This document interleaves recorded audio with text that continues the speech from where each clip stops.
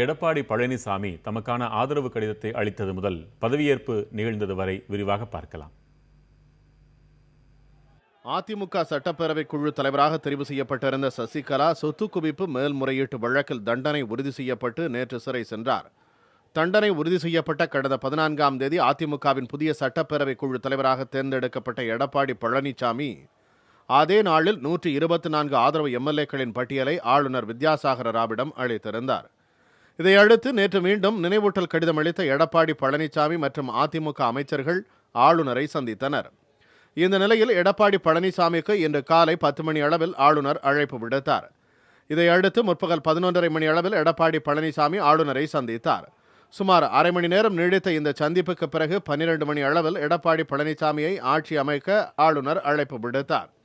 இதனையடுத்து பதவியேற்புக்கான ஏற்பாடுகள் தீவிரமாக செய்யப்பட்டன. கூவத்தூரில் தங்கியிருந்த எம்எல்ஏக்கள், அமைச்சர்கள் அங்கிருந்து புறப்பட்டனர். இதனைத் தொடர்ந்து மறைந்த முதலமைச்சர் ஜெயலலிதாவின் இல்லமான போயஸ் கார்டனில் இருந்து மாலை 4 மணி அளவில் எடப்பாடி பழனிசாமி, செங்கோட்டையன், சீனிவாசன் உள்ளிட்ட 31 பேரும் பதவியேற்பதற்காக ஆளுநர் மாளிகைக்கு புறப்பட்டனர். மாலை 4:20 மணி அளவில் ஆளுநர் மாளிகையை அவர்கள் சென்றடைந்தனர். மாலை 4:35 மணி அளவில் பதவியேற்பு விழா நடைபெறும் அரங்கிற்கு ஆளுநர் வித்யாசாகர ராவ் வந்தார்.